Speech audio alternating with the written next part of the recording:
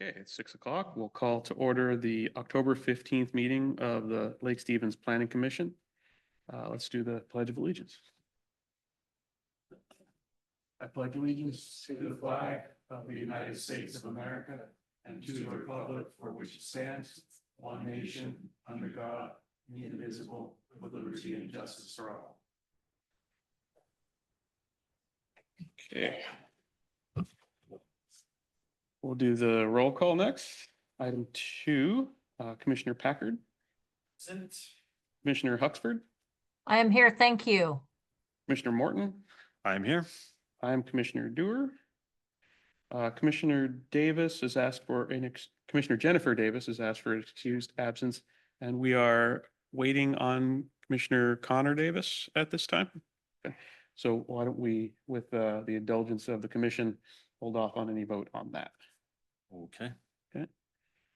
On to action item 3, guest business. Is there any guest business? I don't see anyone here. Anything online? No.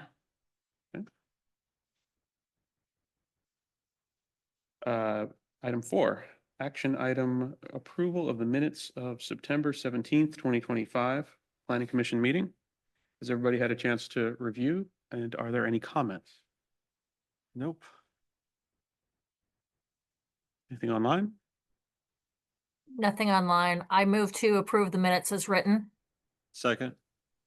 That was Commissioner Huxford and Commissioner Morton. All in favor? Aye. Aye. Motion carries. Brings us to action item 5, discussion items 5A, draft code amendments for Lake Stevens Municipal Code 14.110 concurrency with Christy Schmidt. All right, thank you, Commissioners. Christy Schmidt, Planning Manager. Tonight, I'll be providing an overview of these documents, and I will hold off until Commissioner Davis gets settled in. Thank you for attending tonight. Glad you could make it. Cross country. Yeah. Oh, yeah. Planning Commission's minute will reflect the minutes of Commissioner Conakis. With that, we can get a vote on excused absence for Commissioner Jennifer Davis. Move we excuse Jennifer Davis. Commissioner Packard will second that motion. On the floor, all in favor? Aye. Motion carries. Back to item 5. All right, thank you. I'll go ahead and recommence my presentation.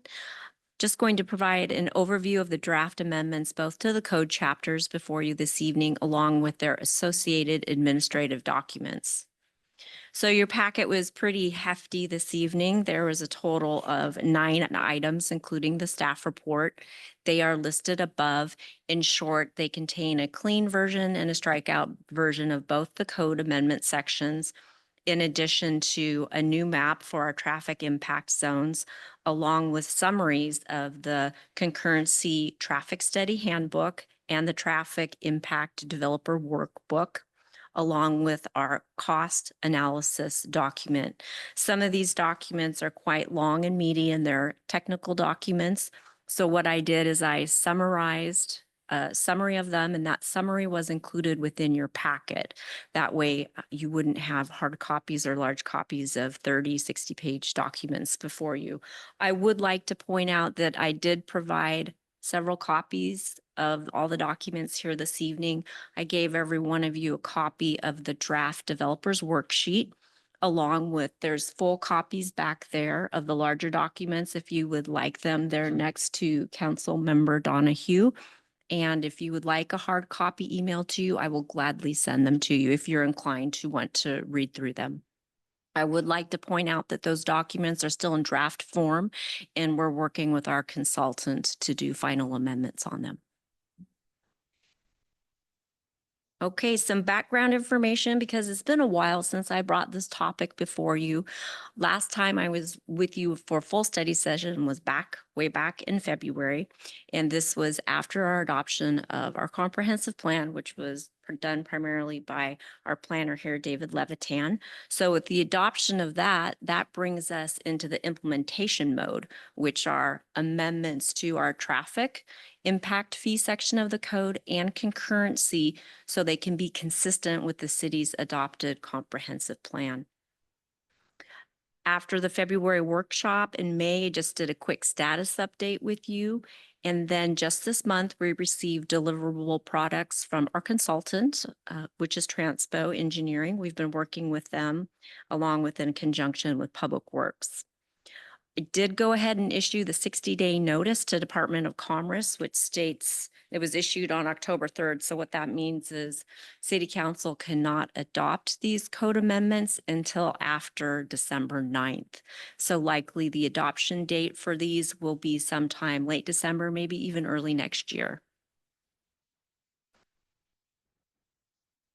So the main purpose of these amendments is to have compliance with our level of service standards in the comprehensive plan, and also to incorporate in industry standards for our multimodal street and sidewalk standards, along with update our traffic impact fee methodology to reflect what was in the comprehensive plan, and also the latest ITE trip generation data. I included a picture of Costco for concurrency because this, well, I thought it was appropriate. Plus it was a nice aerial. So as you can see here, this shows a good graphic of how development has to offset their impacts. They did a portion of roundabout with contribution. There was work for mitigation on the stream corridor in the southeast corner. Let's see, quite a few other things, but this is a good graphic showing concurrency and compliance for a project. So within your packet tonight, there is a strikeout version. I hope you had the opportunity to cruise it and take a look at the strikeout version, because I think that gives you the best representation of the changes. And if you had time to read the clean version. In summary, the standards, what's reflected in the new code sections is just compliance with our level of service, new terminology in there to address system improvements and transportation improvements. You're going to see quite a few new terms that reflect our RCW requirements because we want to have consistency with those terms. And in addition, just matching the level of service again. So with that, and it's up to the commission, did you want me to go through the full PowerPoint, or would you like to do questions after each particular item? I would leave that up to the commission to decide. This is Commissioner Morton. I'd prefer questions after each item. Okay. Perfect. Is there a consensus for that? I think that's reasonable. Okay. Okay, because there is quite a few items to go through and I don't want people to lose sight of what they may have a question on. All right, so I will turn it over to the commission. If you have any questions for staff or any items that you saw in this section that you wanted us to look at further or any changes. This is Commissioner Morton. I don't know if this will be covered in the elements that you're going to be, for the slides you'll be covering, but I do have some just comments. Okay, please. So I'm glad to see that there's a minimum threshold. Correct. First of all, before this whole procedure becomes even valid. I think it was like 25 or more or something like that. Yes, it is. So that's good. Yes. So that, and it's explicitly written in here that ADUs and any improvements to individual dwellings are exempt and not subject to this, which is nice. And I would assume that also means like if an individual decides to turn their home into like a duplex, that's going to be well below the threshold. So this is really meant for like large developers who are developing like apartment complex or a large development. And the other thing I wanted to bring up is way down here. Oh, all right. I don't know if you're going to cover this in your slides, but on page 16 of the packet, which is page 8 of the redlined version, there's one statement on the bottom. It says this is under the section of requirements for design and construction of facilities necessary to achieve adopted levels of service. And way in the bottom, it says the improvements shall not create a significant safety hazard. Oh, What's significant? Yeah, what is significant is and why can't we just put it, the improvements shall not create a safety hazard? Oh, I see. Yep. Okay. That just really brought. So noted, staff can work on clarifying what is significant. Yeah, or can we just like not even have that in there? Just like if it creates a safety hazard, Yes. uh, let's Yeah. address that. Or, I mean, why are we even doing it? Or why is the developer even doing it? So that's all I had. Thank you for pointing that out. And in addition, we felt as staff, it was very important to clarify the exemption section because that's the area where we're receiving most comments on from developers along with staff, just because we've had quite a few new staff over the past several years. So we felt it was very important to clean it up so it was very clear to everybody. So thank you for your comments. Did anyone else have any further comments on 14.110? Okay, then seeing none, I'll go ahead and move to the next portion of the presentation. So the next slide here really talks about administrative supportive documents that go with the concurrency chapter. These are documents that staff uses along with developers to help guide staff and also for developers to use in their transportation impact determination and their traffic reports. So the concurrency handbook, and there's a copy over there for you. And if anyone would like a copy of it, I will gladly send it to you. Here's a cover of what the document looks like. It's a technical direction manual, literally for development projects and to be used by the developer's traffic engineer on how to prepare and to provide guidelines and resources for them during the process while they conduct their traffic impact analysis. So it's very handy. It's utilized a lot. Most developers use it with every traffic TIA that they prepare. So the changes in here primarily reflect the comprehensive plan along with methodology changes and level of service for multimodal. The other two items that go with concurrency that our transportation engineer Transpo prepared for us is two things.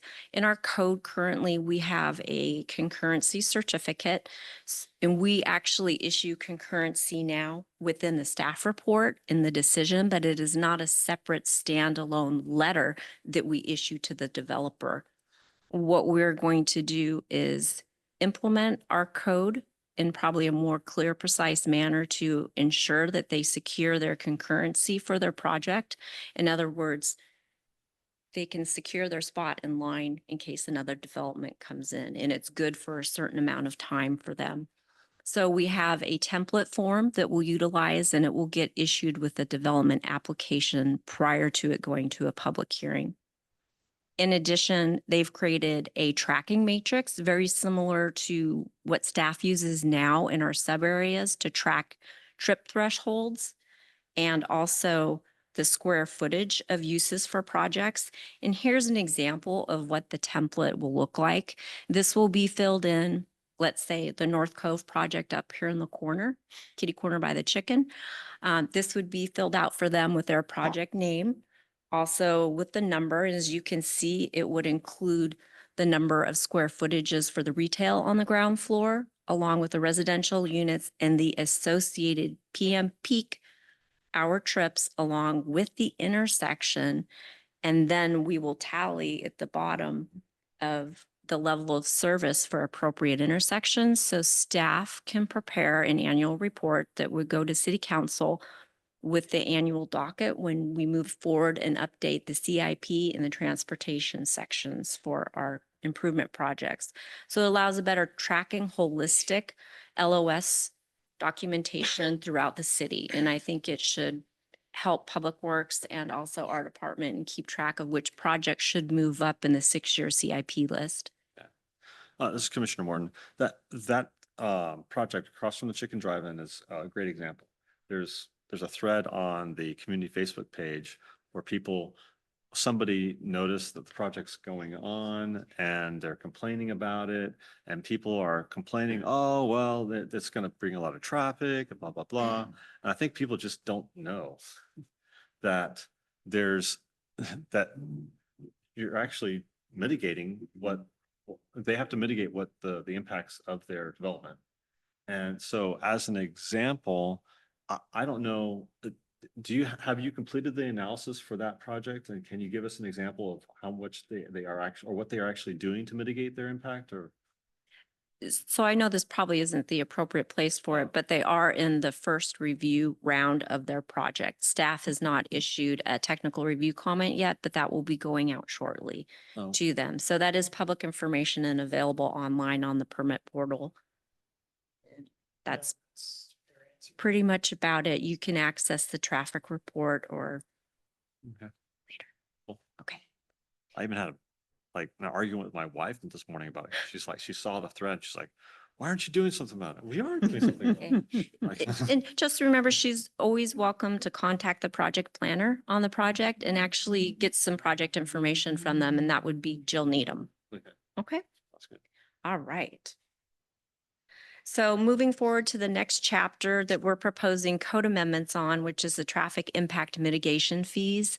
This particular one, we updated with the methodology, the current ITE manual, new terms. We need to be consistent with everything that's floating around out there, and also in the RCWs and with their comprehensive plan. We added in the multimodal requirements to address all forms of transportation. We did clarify the exemptions in here also. We wanted to be very clear for people to know what is exempt and what is not. We matched our LO level service with the comprehensive plan, and then we have a new traffic impact zone map.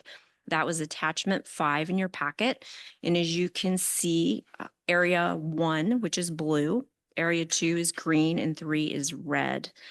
Each one of these are broken down with the capital projects, with projected growth, grant funding, et cetera. There's a formula to calculate traffic impact fees. And each one of these areas will have their own separate impact fee. And currently, so you know, last night at City Council was the first draft session of discussing the traffic impact fees along with the fee resolution. So at the same time, I'm talking about this map with you. Before I come back and bring you a final draft of these documents, I need to get some feedback and guidance and direction from City Council first. A quick question on the fees themselves. Yes. Are those set at some sort of state level, or have we run an analysis on where our fees are in compared to like cities?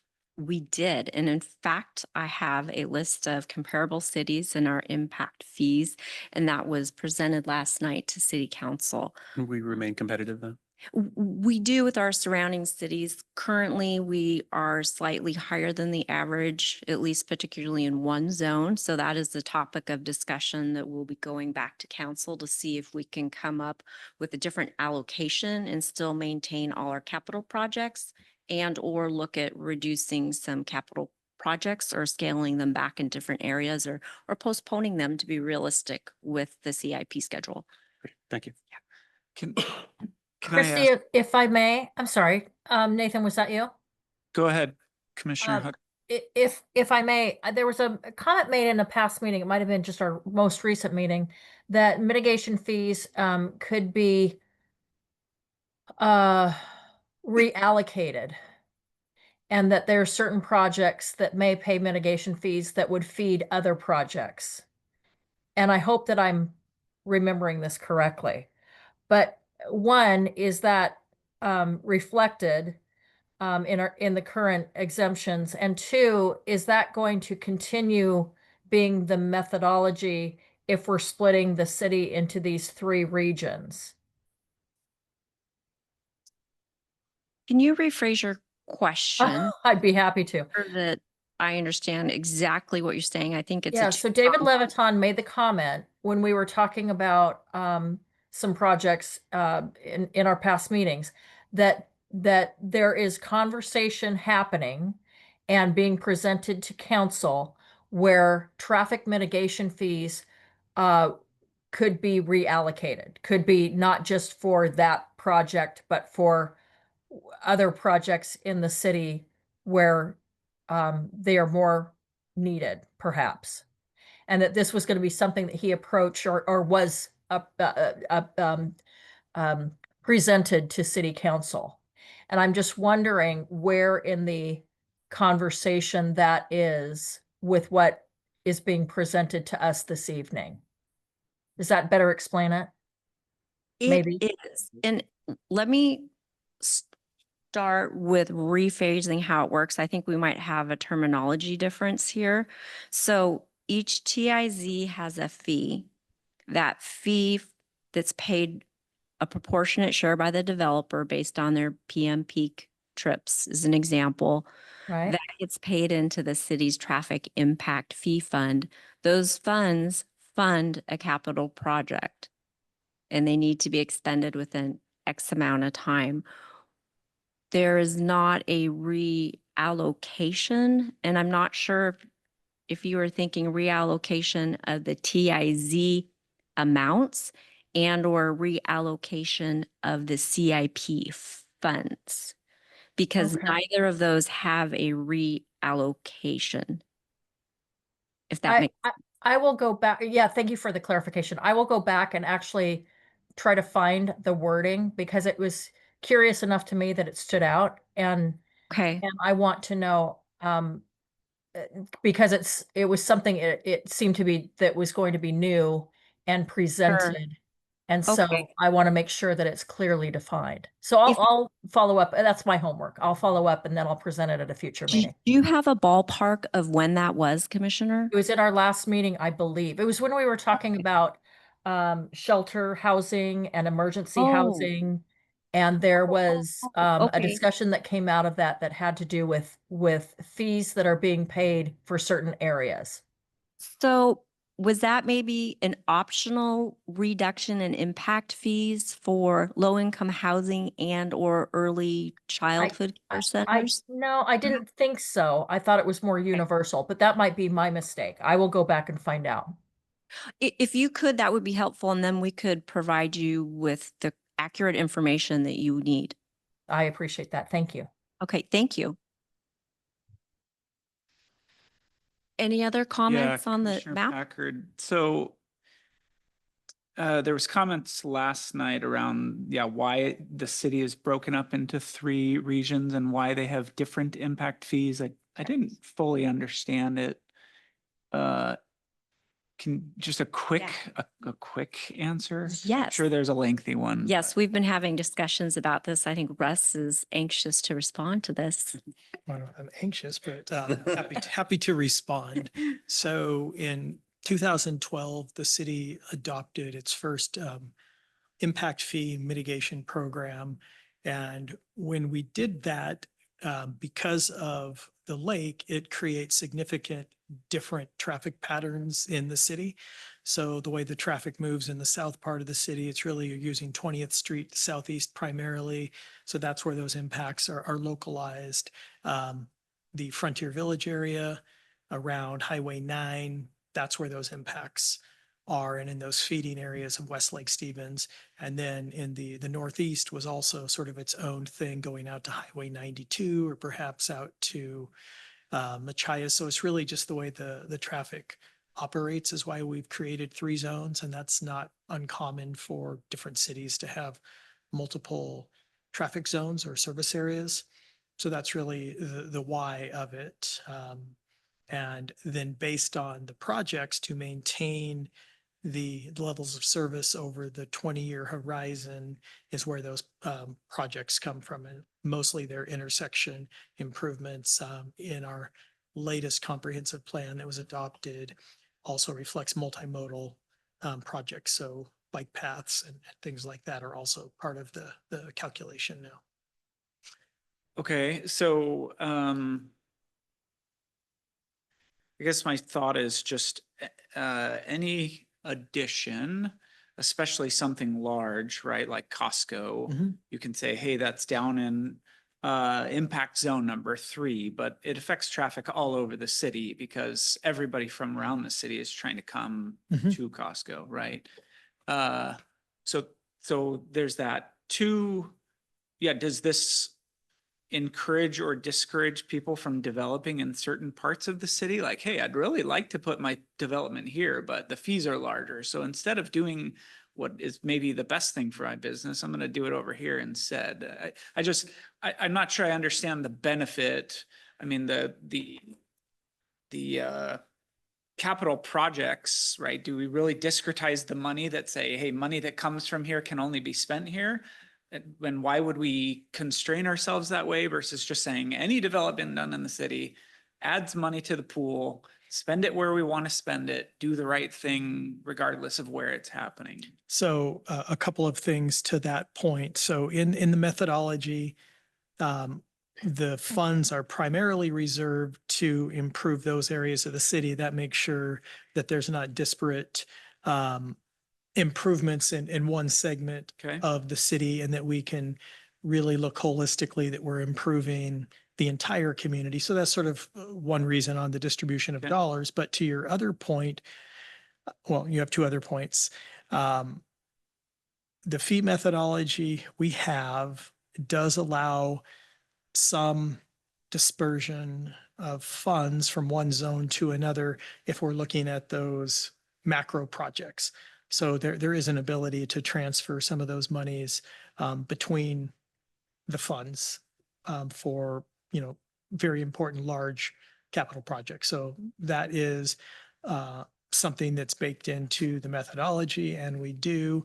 As far as a disincentive to developers going to one area or another, that's not typically what we see. If they want to locate, for Costco, for example, they needed the acreage. They had nowhere else in the city. If that had have been the highest fee in the city, and it was the highest fee in the city Sure. at the time, and that wasn't their deciding factor. It was the location they needed. I'm sure there might be some smaller Sure. businesses that might come into consideration, but most of the time that's not a really a deciding factor. And then one other question I wasn't following from last night, the table you showed, sorry, I'm referring to a meeting that many of you may not have watched, but it was, $6 grand, $5 grand, $4.5 grand. That's the total number, or that's that number per Per trip, per Per trip. trip? per PM peak hour trip. So your Okay. afternoon, your rush hour trips. I do have an example of a worksheet here at the end of the presentation, so you can get an idea of how the calculation works. So it's not a inconsequential amount of money. No, it can be No. substantial. Costco, Correct. X hundred or 1,000. Yes. Millions. PM trips per, No, well, number of PM trips per, Yes. Yes. per day times 6,000 or whatever. And that's a one-time fee. Correct. But that PM peak trips is the current, if that goes up by a factor of 2 over the next 5 years, like we don't recoup that at all. You're just making a projection, and it's a one-time fee based on what you think will happen or what is That's happening. Correct. So Okay.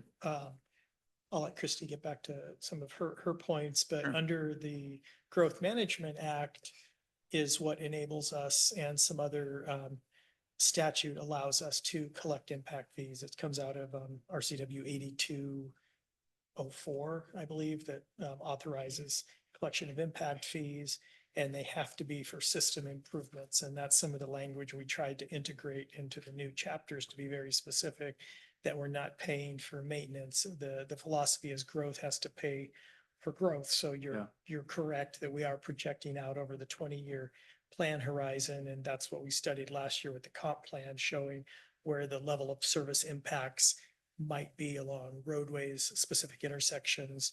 And those are what we planned for. And their prices do escalate over the years. So that's what we try and capture. And it is just a snapshot in time for when a Costco or anyone comes in, that we're capturing what is their impact at that point. The other side of that is the concurrency piece, that we're monitoring over that 20-year horizon or the 10-year horizon until we do our second largest update, that do the numbers still match, or are we not meeting our levels of service? So we're tracking it at a small and a large level. And so that's how those two pieces interact. Concurrency is looking out into the future for the whole good of the system. The impact fees enables us to collect the fees from developers that create that impact either locally or across the community. Does that help frame? Yes, it does. Thank you. One other quick question. Sorry, everyone else. The idea of an impact fee, right? Is this common across the United States? Is Washington unique to this? I can speak for Washington, Oregon, California, very common in all of your western Yeah. states. Dave or Christy, do you have any? I think Florida does too. I think it's They, pretty common yeah. across the United States, but who uses the ITE manual? It's very common. They solicit traffic reports, impact fees from nationally is what they do. Yeah. So I don't know. There are some cities here in Washington who don't have an impact fee. When I did my survey, Bremerton doesn't. They're, I won't say subsidized, but they have their military or naval station there. They do not have an impact fee in talking with the planner there. So it really is a jurisdictional decision on the impacts on their capital system and their infrastructure. Thank you. Yeah, no, very good questions. Okay, moving forward to the next item within your packet. This is probably one of the most widely used documents we have as far as traffic impact fee. I did include a full copy of a draft of this, I think in front of you. If I misspoke, that might be a different one, but this is a 4-sheet worksheet. This is the formula page at the end, and this is how our current impact fee is calculated. This chart here was recently updated last September. It is getting a revamp or overhaul right now. So it matches up and includes multimodal, and it includes pass-by trips that we have, and it matches our level of service and methodology that was adopted in the comp plan last year. So this formula is being updated currently by Transpo, and next time I come back to you, you will have a final version of this. And that is provided after we have a couple more study sessions with the city council. Okay, so using this as an example, this is Commissioner Morton. Yes, This is 0.94 acres. no, that is the average trip generation sorry. for a single family household. All right, so how many, I can't see if there's, how many homes are on here? How many homes does this include? Dun, dun, dun, dun, dun, dun. I will have to, I think it's 2 units. Oh, just two. Oh, yeah, I see two. It's just 2. It's a short plat. Okay. And the total fee for 2 units is what, $8,000? That's correct. So, earlier I mentioned that there's like a minimum threshold, like this is like 25. Mhm. This is- Yes. So is this below? Good the question. Threshold, and so this is, wouldn't the fee be 0? So it is below the threshold, but the threshold is for not providing impact fees, right? Because the new single family home is required to provide an impact fee. They're not exempt. So what the 25 PM peak threshold is the threshold for providing a traffic impact analysis on all the intersections essentially. And so it's one less technical document that the developer has to prepare or adds a, what do you call it? Development costs to their proposal that they have to pay to have this done. And just to give you an idea, many projects do require a traffic impact analysis. Many of the big plats that have gone on, Dave just had a recent one, the Gamble plat is an example. They had to amend their traffic impact analysis due to level of service issues 2 times, maybe 3. And so it is a cost to the developer. So when they're under the threshold, they simply complete the worksheet. So it's a cost benefit to have a shortcut and a higher PM peak threshold for the TIA than a lower one. And our 25 PM peak hour trip, that has not changed. That is what it was previously at since 2012. It's been a long time, but that's maintained and the developers seem fairly happy with that.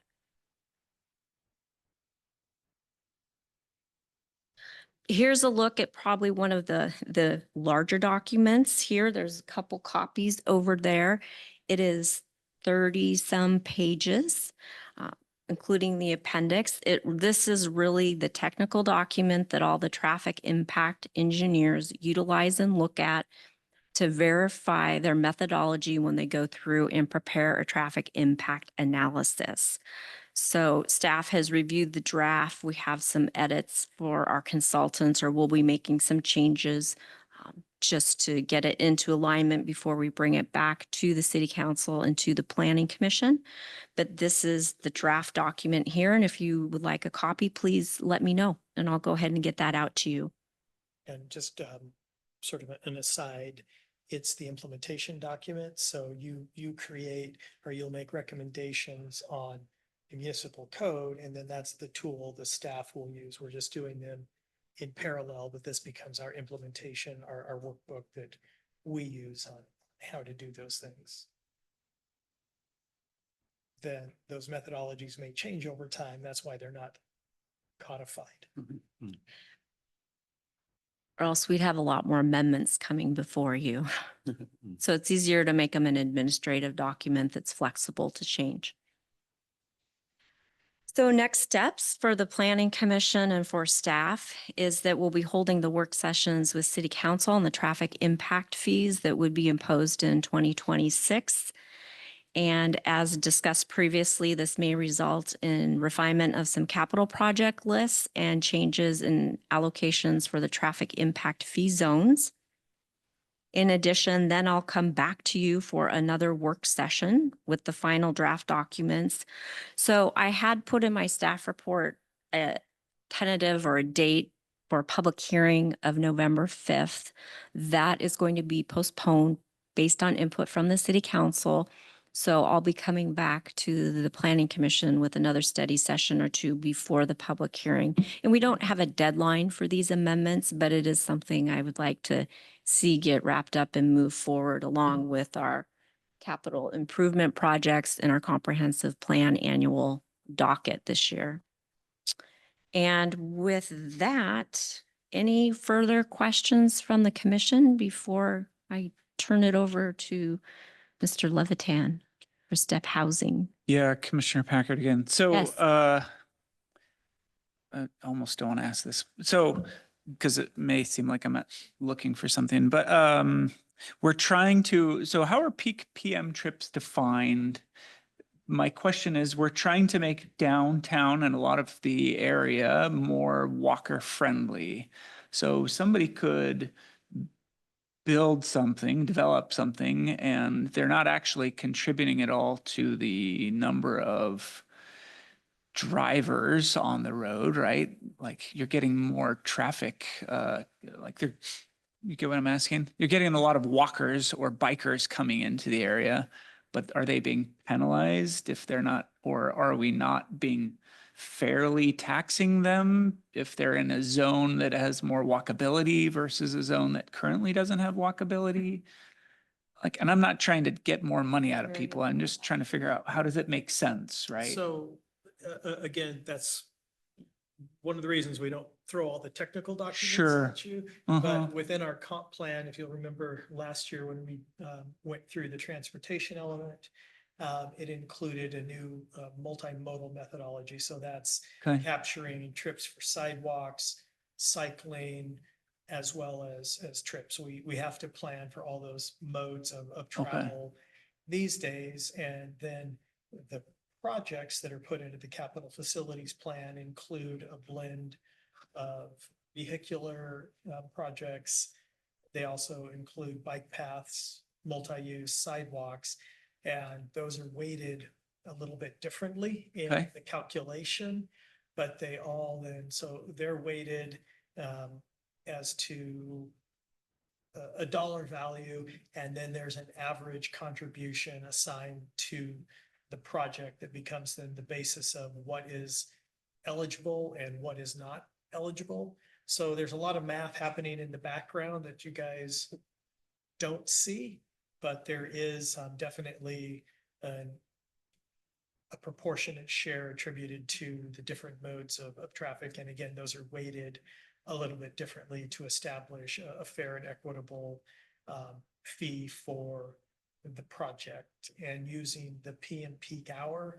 That's just industry standard, because that is when the likelihood of the greatest impact occurs. But we've reserved in our technical document the ability to review alternative hours of impact. So say a school, they have a higher AM impact, coffee stand, they have a higher AM impact. So we've reserved the right to analyze their peak hours aside from P and peak hours. Thank you for the answer, and thank you for sparing us of all the technical detail in the packet. That's why I thought you'd appreciate the summary documents.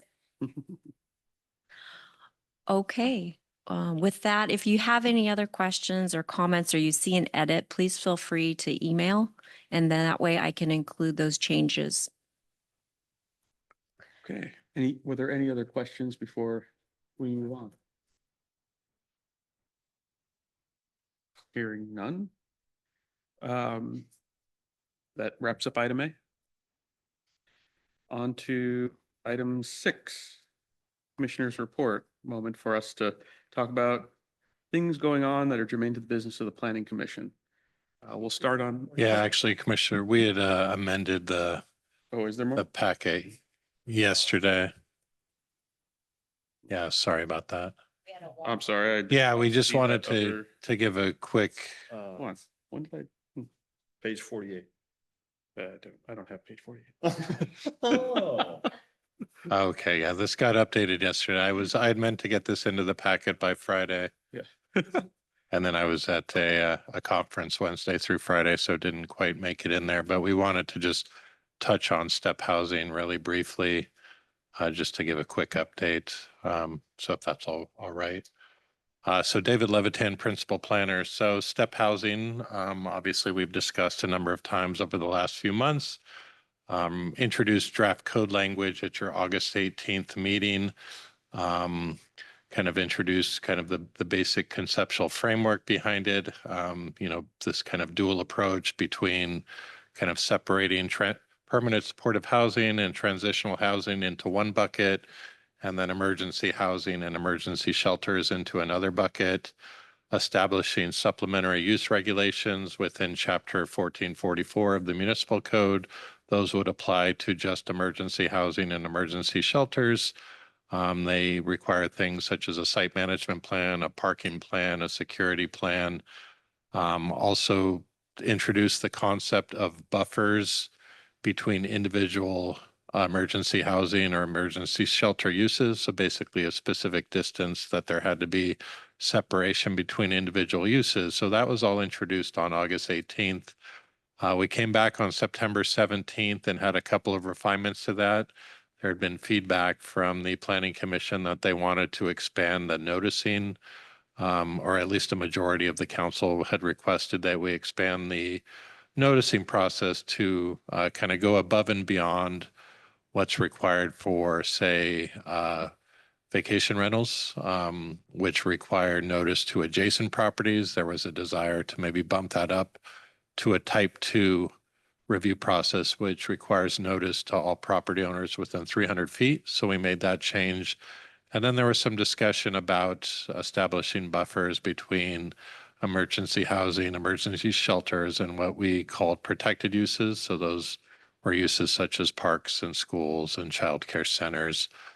So there was kind of a majority opinion at that September 17th meeting we evaluated a couple different distances of those protective buffers. And while there wasn't consensus, there was kind of the majority opinion that maybe establishing these buffers, would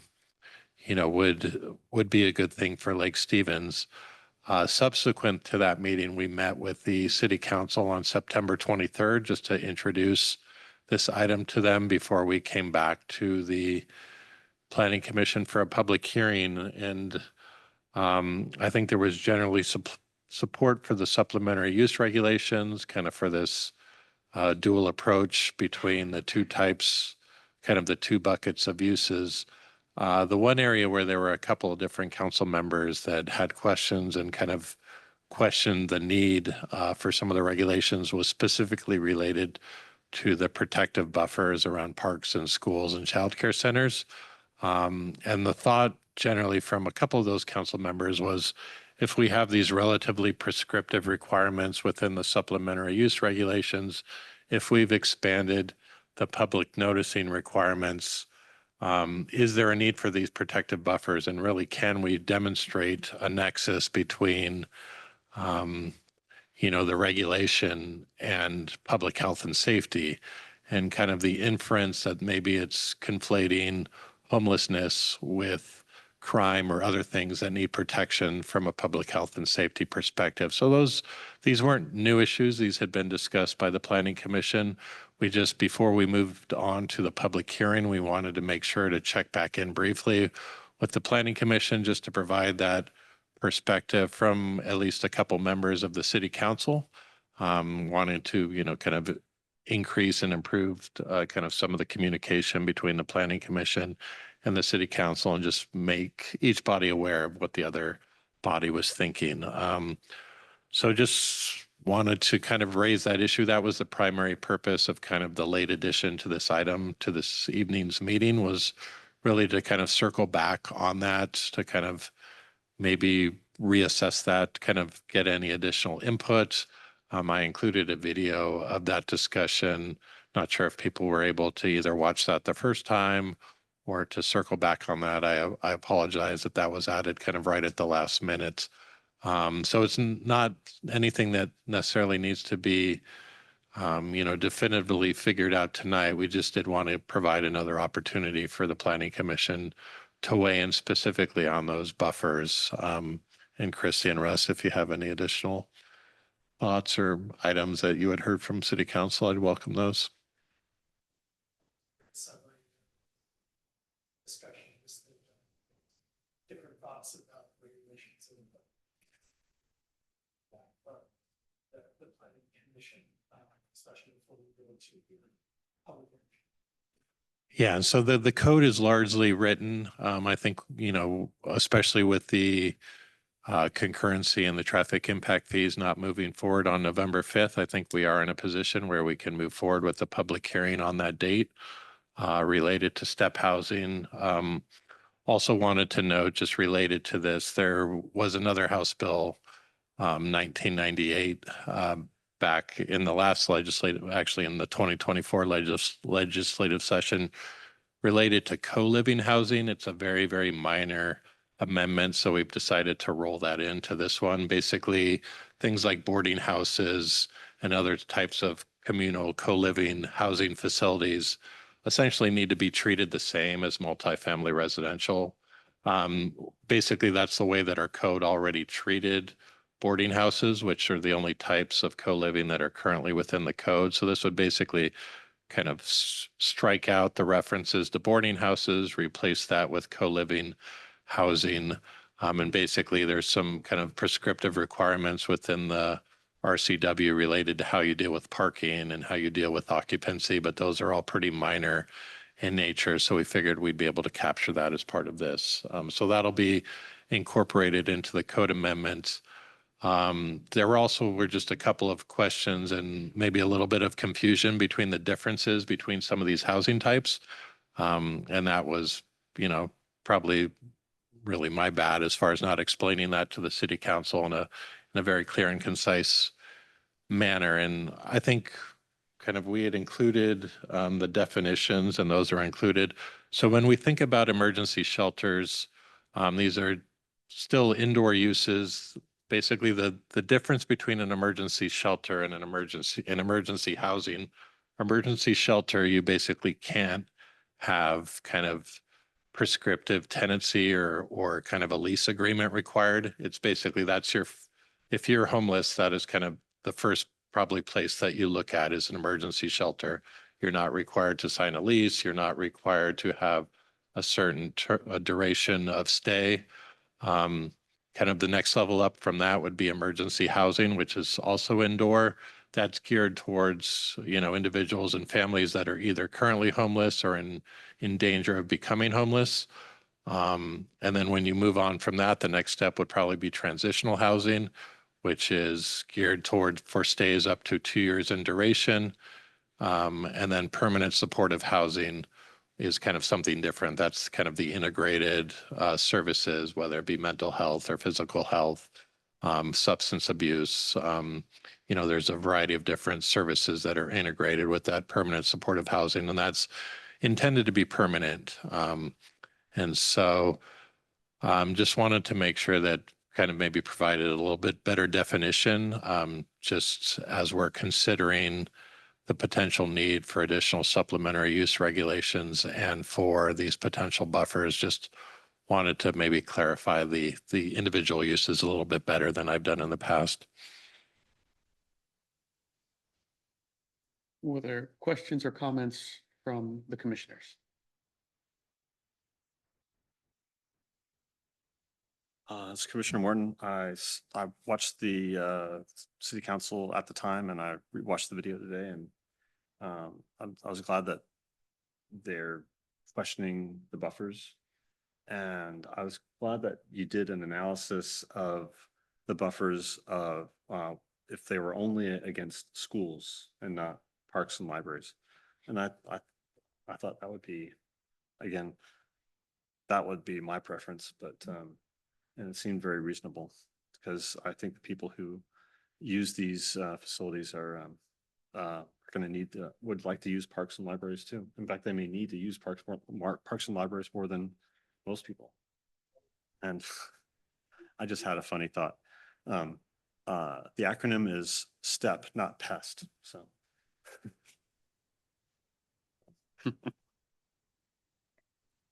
If I may, this is Janice. Go ahead. I thought that the explanation that we had been given when we've discussed this now for a couple different times was thorough, and I thought that our discussion was very robust. And while we didn't come to a complete consensus, I think that you have a clear direction of where the majority of Planning Commission went, and I'm very comfortable with what we moved forward with. Okay, thank you. Other thoughts? Okay. I have now downloaded the new agenda, and seeing that we are now on to item 6, Commissioner reports.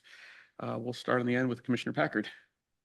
Yeah, so this is related to the impact fee conversation. I was intending to bring it up already. I had 2 conversations the past week or so with individuals who own small businesses in the city who are eager to expand their business and move to new locations, and feel like they cannot do so because the cost of moving is too high. Just due to the land, just the amount of money it would cost to landscape the space that they would need to be doing, right? I won't quote the number they gave me, but it was a very large number. So I'm not suggesting that you need to respond to that at all. It's more just got me thinking around, what are these fees that we introduce, and what are the negative repercussions? It took me back to some of the conversation we had earlier this summer around I'll say, design requirements for new facilities and what the implications are. And while we may have been well-intentioned around being prescriptive around some of those requirements, what are the unintended consequences that introduces in terms of economic development that we're stifling? And these people are looking at other locations outside of the city to avoid those fees. And so anyways, just a comment for us to be aware of. I don't know if there's anything definitive or actionable, but it concerned me. Thank you, Commissioner Packard. Commissioner Davis. I think that Commissioner Packard brought this up a couple of meetings ago, and it has to do with what's going on outside. There is, just talking with neighbors, we don't live too far away. We walk over to this park frequently, and this is the norm. Trying to encourage kids, for the most part, kids to not ride these things on the lawn. And there's honestly like an embarrassingly low level of enforcement of any basic rules at this park. I know that we want to encourage development in downtown. But we also just need to enforce basic rules. Like as we're sitting here, I see a police officer that's driving by, just doesn't even pull in. And there obviously are several bikes, kids that are doing this nonsense out here. This is a point that has been brought up at other commission meetings. I know that it's a topic around the community. Then dangerous bike riding is whatever, you know what I'm talking about. There's that, right? That truck. That is a truck. That's a truck, but then there are these motorcycles and these kids on these motorbikes all over the city. E-bikes. E-bikes. We gotta, Some of yeah. them.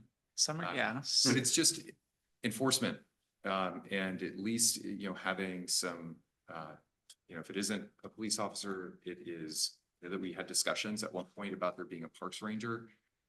That wound up kind of going to the wayside once the police, it was the police officers union got involved. But at least just having presence leads to, I don't know, at least some semblance of following. We just need to figure it out with the parks. Thank you, Commissioner Morton. Just one comment. When they put that roundabout over there, it's gonna make cruising a lot easier, because they can just come right back around. Thanks, Bruce. Yeah. Just giving you Air that for everyone. I'm thinking like a cruiser, because we're both from Florida. We know that this is like common thing around down there. Fair, right? Okay. Okay. All right. So, question, we talked a couple weeks ago about the riparian buffers, and I saw there was some robust discussion at city council about that too, some dismay about that. Will there be further discussion about that? There will be, yeah, we'll definitely bring that as we start to work on draft code. We'll bring that back before we move that on to public hearings. So yeah, Russ and Christy led that discussion last week. But I mean, the good news is following our last meeting, talking about that with the Planning Commission, we did meet with Washington Department of Fish and Wildlife, and they did indicate their support for kind of some alternative buffer widths that are much less, especially for the non-fish bearing streams, the seasonal and perennial type N streams, that those could potentially come down to 100 feet as opposed to the 200, 225, 235 feet that we were looking at initially based on that site potential tree height. So that's the majority of the streams in the city. I think about 20 of the 27 miles of streams are type N. And so it would still be an increase from the existing 50 feet, but it would be a much lesser impact than, doubling it is much better than quadrupling or quintupling it. So. Yeah. All right, great. I have some thoughts and some ideas there, so I'll reserve that for when we come to that discussion. That's all for me. Okay. Commissioner Huxford. Just that I appreciate you chairing the meeting. It is hard to do. It's, we all have things that we need to juggle, and today was one of those things. So thank you very much for chairing the meeting for me. I appreciate that. Happy to assist.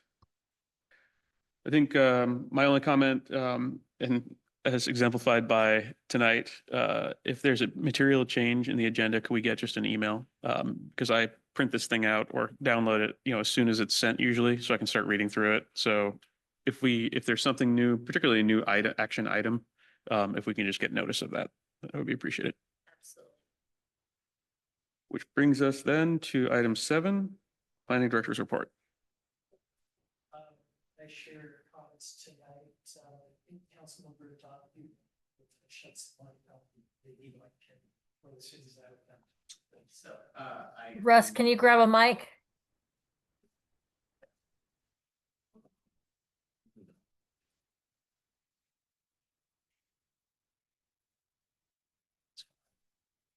Okay, there, does that work? Can you hear me? Yeah. Janice, hear me? Okay. So I can assure you that, yes, we have raised this issue both with Police Chief Pizzizo, with our city attorney. The complication with the e-bike issue is that because many, if not all of the riders are juveniles, it requires setting up a special administrative process so that they can detain them, then impound the bike. Then there has to be a process for a hearing so they can get the bike back. So it is an issue that we are aware of and working on. It's just extra complicated because of the age of many of the riders. And so it's not something that our jurisdiction is going through alone. A lot of cities and counties are grappling with this. So it's just a matter of kind of figuring out what boxes we need to check to set that process up. And then we can begin enforcement and hopefully curtail that behavior. So that is the information I have on that. I will happily update you as there are any developments, but that's where we're at.